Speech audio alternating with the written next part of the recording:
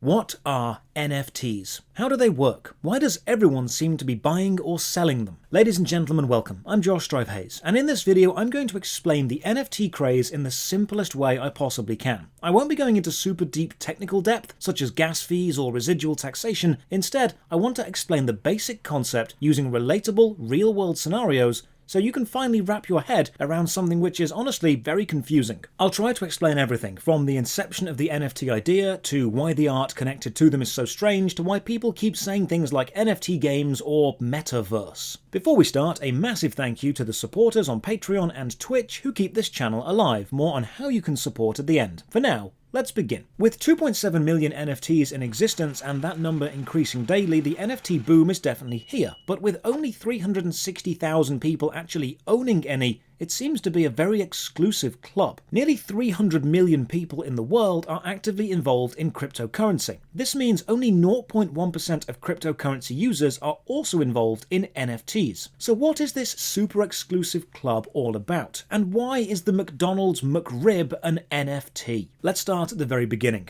Imagine I wanted to sell you nothing. That would be great for me. I'd get money and you'd get, well, nothing. How could I do this? I ask you if you want to buy nothing, and you say no, and rightfully so, because people don't like nothing. What people like is status or rarity. Now, in a digital world, scarcity is a strange concept because everything digital is just ones and zeros. You can recreate data as much as you need. But what if I created artificial digital scarcity? Data which could not be recreated or reproduced. Imagine I create a database with a limited number of spaces in it, each space identified with a unique number. It can help to visualize this as a long queue of people, a line with places for people to stand. The queue doesn't go anywhere, and there's no inherent value to be standing in one spot over any other spot, but it's there. And I sell people a position on this queue. Let's say there are 9,999 places in the queue,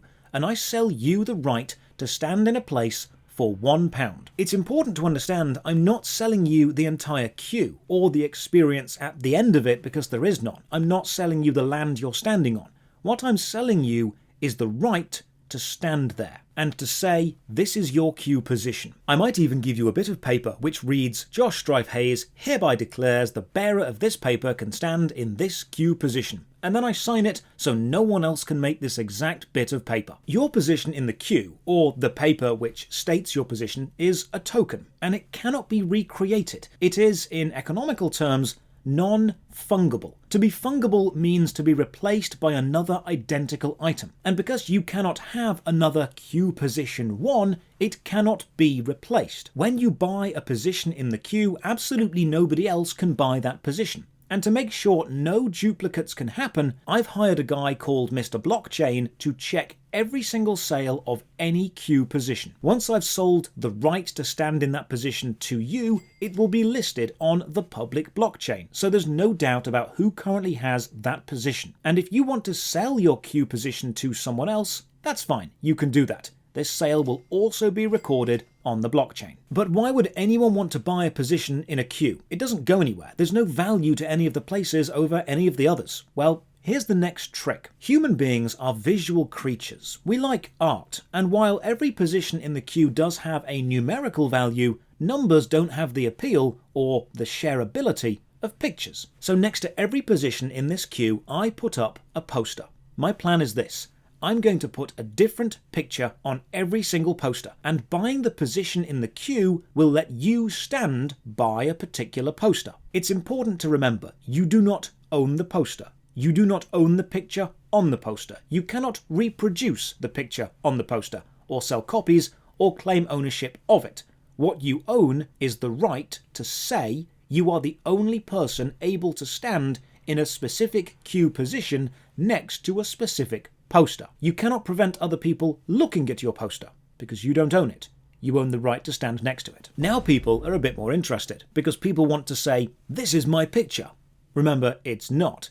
It's your space on the database and this picture is connected to it. But for my goal of selling you nothing, I'm making quite decent progress. But now I have another problem. I need to produce 9,999 different pictures, and that's going to take me quite a long time. So I need to streamline the process. Thankfully, I can do that. Remember, there are 9,999 spaces in the queue that I've created, essentially meaning 9,999 individual entries on the database, and purchasing that space gives you the non-fungible token, or NFT, of that space. Remember, the NFT isn't the picture, or the sound, or the video, or whatever I choose to link to that space to make it identifiable. The NFT is just the right to say, this is my position on this particular database. And the images are just linked to them as visual representations of that digital position. Now, I could sit down and draw 9,999 individual pictures, but this would take me far too long. So instead, I make a machine which can generate them for me. Remember those children's flip books divided into sections horizontally with different heads and bodies and feet, and you could flip the pages in random orders to create different looking characters? My machine kind of works like that. I make an image generating machine. I give the machine 10 different background colors, 10 possible face shapes, 10 different hairstyles, and then 10 different accessories. And your queue position, your NFT number, helps generate the image next to your spot. The first number will give you the background color, the second will give you a face shape, the third will give you your hairstyle, and the fourth will give you your accessory. With this system, I have just created 9,999 different unique bits of artwork, allowing each position in my queue to have a different image associated with it. In case you ever wondered why so much NFT art looks like it's just been generated by a machine using the variables of the NFT data to randomly composite a picture, it's because that's exactly what they're doing. The majority of NFT pictures aren't artistic expressions, they're corporate visual representations of an algorithmic position. This is also why artists are having their work stolen from image hosting sites at an astounding rate, because it's easier to steal an image, attach it as a visual representation for your own NFT, and sell it to someone else than it is to make your own art. So now my idea of selling you nothing is looking a lot more inviting to you, because you don't see it as buying nothing anymore. You see it as buying a one-of-a-kind artwork, or song, or video, or whatever I've decided to attach to each individual position on the queue to make it more appealing. But again, please remember, the NFT is proof of your position in the queue. It is the numerical value of your position in the database. It is not the artwork or file associated with that position. You do not own whatever is attached to it to make it more appealing. I've just attached that to it so you have something to point at and say you are linked to. Another way to picture it is this. Imagine I have 9,999 receipts for various items from a shop, and each receipt has a different item, and each receipt couldn't be reproduced. These receipts are non-fungible tokens, and you could buy them from me. Now, you wouldn't have the item on the receipt, you just have the receipt. And you could show it to someone else, and they could say, "Oh wow, does this mean you own some milk?" And you'd say, "No, I own a bit of paper created by that guy which says milk on it." And you can be sure, thanks to Mr. Blockchain, that no one else owned the milk paper that I've made. But that's not to say no one else owns milk paper. Because if someone else started their own NFT collection, selling positions on their own queue, could they use the same visual representations as someone else? Could they use the same posters as me, or very slightly different versions? Could they also sell you a receipt which said milk? Well, yes. Because remember, you're not buying the rights to the image, you're buying the place in the queue next to the image. It would actually be up to the copyright holder of the image, if there is any, to follow legal action to stop anyone else using them. And this is complicated because we've not sold you the images, we're using them as connected visual representations. So let's say you buy the NFT, and that NFT is associated with an image, so you proudly post the image and then someone right-clicks it and saves it and shares it. Have they stolen your image? Well, no, because you do not and never actually did own the rights to license the image. All it was a visual connection to your place within a giant digital database. And what the blockchain is making sure of is no one else has your specific place. The blockchain doesn't really care what image is associated with your place. It cares about your place being unique in itself. If another position in another queue uses an identical image, that's not really the blockchain's problem. So why is every company trying to sell you NFTs now? Well, honestly, why wouldn't they? It's basically free money for them.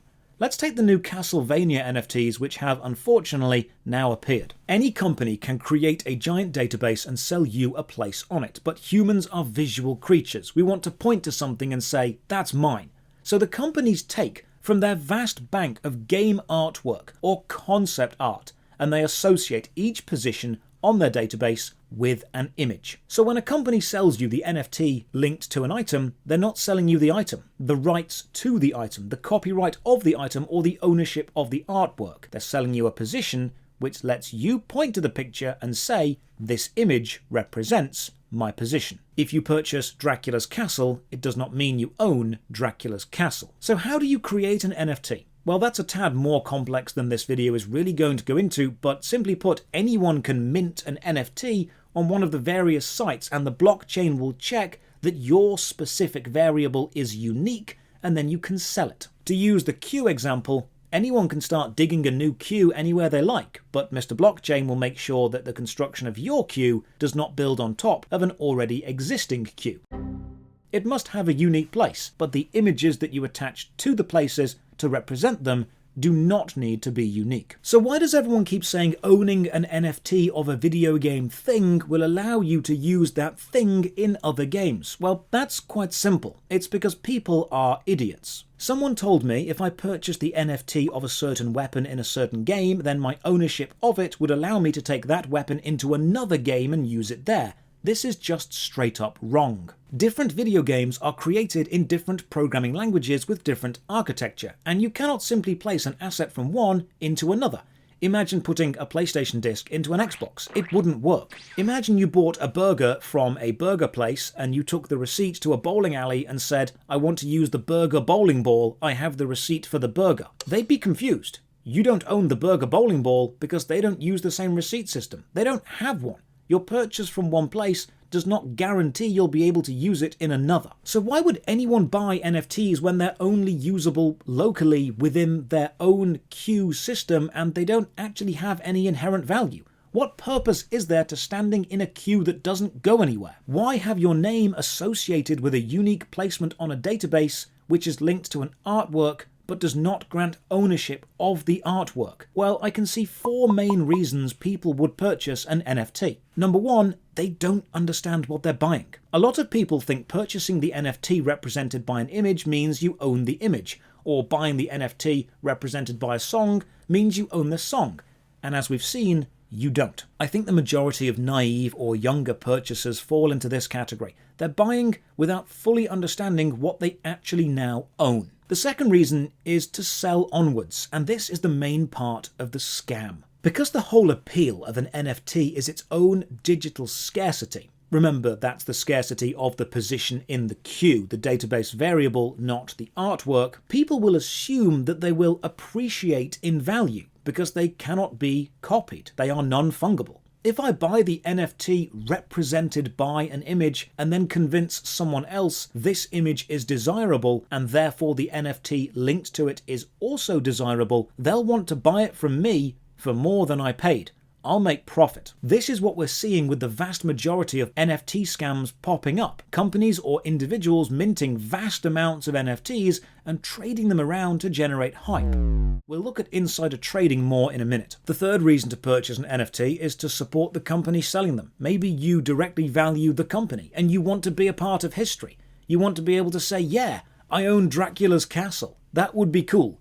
But again, remember, you don't own the castle, and legally, you can't say that you do. Or the fourth reason, and this is the saddest one, just to be in the community. The whole NFT craze is a giant community, bordering on a cult for some people. Humans want to feel involved and accepted. People like to feel they belong to a group. So when you see meetups of people who all bought those monkey NFTs, it's tribal. It's the exclusive group they are in and you are not. Others cannot afford to be in it. It's a digital flex. You are not as wealthy as they are. It's the incredibly shallow mindset of showing that they can afford to spend a lot of money on that NFT and therefore they are better than you. Your desire to join that club increases if you want to be like these people. If you value status and you have enough money to spend without caring, it's the online equivalent of buying a designer shirt. We looked earlier at how 0.1% of all crypto users hold an NFT. Well, it gets even more top-heavy, because less than 10% of NFT owners hold around 80% of the total wealth of all currently available NFTs. So let's cycle back and ask, if every trade of an NFT is tracked by the blockchain, how can anyone get scammed? Surely you could just find out who the scammer was by looking at the records. Well, yes. And while the blockchain tracks trades between online wallets, people buying these NFTs don't always do their research. Imagine you were following an NFT and you saw someone bought it for £1 and sold it for £5, and then that person sold it for 10, then 20, then 100, then 500. You'd think, wow, this thing is desirable. I need to buy it now and sell it on for my own profit. You want a slice of that pie. So you buy it for 600, and then you discover all of those previous trades going up in value have actually been between friends, or between the same person with different digital wallets, or different companies artificially inflating the price, hoping someone just like you would fall for it and buy it. They've not actually told you to buy it. They've also not told you it's going to increase. You bought it for a value you were happy for. They haven't necessarily scammed you, but they have tricked you. Now, you can claim that this is insider trading to artificially increase desirability, and of course that is illegal, but who's going to police it? Does a digital good fall under the jurisdiction of the country it's currently being held in on whatever server, or the country it's going to, or the country of whoever sold it, or whoever purchased it, or who created it? Is it a financial security, an asset? Is it artwork or currency? Do you work off the value of the data itself or the payments made for the data? It's still so new that world governments are still figuring this out, which is why using NFTs to launder money is still so common. So let's go back to the original idea of me selling you nothing. Remember those companies who sold you land on the moon or sold you a star? And what they were actually doing was selling you a position on their locally held database which said, your name is associated with this star, or your name is now associated with this patch of land on the moon. Those companies didn't actually own the rights to sell that, but no one else did either, so no one could claim ownership of it. What you were buying was the novelty of saying you owned it. NFTs work in a somewhat similar way, except instead of selling you something no one owns, they're selling you the privilege of claiming ownership of a small space on a database that they themselves created, and every sale is corroborated on the blockchain. I've created the queue, and all the positions in that queue are on unique bits of land with unique identifying numbers behind the scenes. Mr. Blockchain has checked this, and I've paid him to do so. And then I associate each position in the queue with an image to give you some visual representation to associate with the purchase of that position, and then I start selling the positions. Now, every single position is essentially the same, but whoever buys 0001 is going to have slightly higher status, because we value the number 0001 more than any other random 4 digits, which means they can then convince you to buy that position from them simply because it's desirable. It doesn't do anything, but you want it. The problem is, anyone else can now create their own queue. There are hundreds, thousands, possibly tens of thousands of queues being created, and Mr. Blockchain is validating every single one. Remember, they're not checking that each individual picture associated with a spot is unique. They're checking each individual queue location or digital location is. What the owner of that NFT gets given to represent that space is up to the person who created that space. If it helps, imagine removing all of the artwork, all the pictures, and replacing them with just strings of ones and zeros. Every NFT, the space on the database, is still represented with a unique picture. The picture is now just a binary string. If you did this, the actual practical features do not change at all. The only reason we use pictures or icons or spinning GIFs is to give us something pretty to look at. The NFT itself, the non-fungible token, is simply proof of purchase, of receipt, of a unique, simple bit of digital data which no one else can claim ownership of at any given moment. But how does the original creator benefit once they've been sold? Well, some NFTs can have long-term taxes attached to them, and every time a trade is made from user to user, the blockchain will notice this, and a small percent will go back to the original creator, leading to residual royalties forever. So the next time you want to laugh at someone for spending thousands of pounds on buying a picture of a monkey, remember they don't actually own a picture of a monkey. They own the rights to say they own a position on a database which is represented by the visualization of a monkey,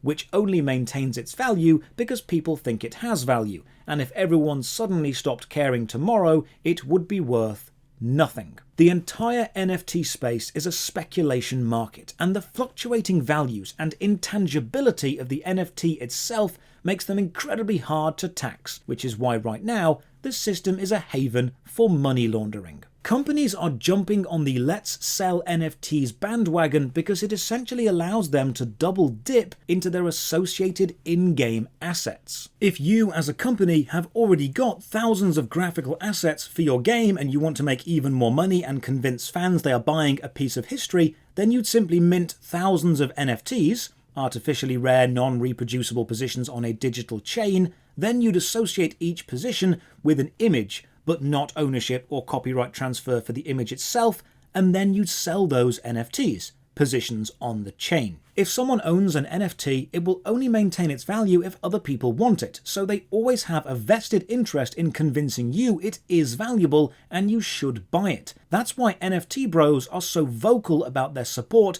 for the entire system. It's built on believing it works. So, a non-fungible token is a receipt granted to you by the owner of a specific NFT collection of your current authority in an exceptionally limited capacity over a position on a database, which is represented visually by a picture but is itself not the picture. The value of any given NFT is linked to who created it, who has owned it before you, who is selling it now, and which artwork, if any, is associated as the visual representation of it. Please don't take this video as an exclusive or comprehensive guide. This was more to explain the basics. It's worth going and doing more research on the topic and looking further into the complexities of a system that just exists to part people from their money while providing, essentially, nothing. Thank you very much for your time. Thank you again to the supporters on Patreon and Twitch who keep the channel alive. You can support from only £1 a month. Check the video description for links to the Patreon, Twitch, Twitter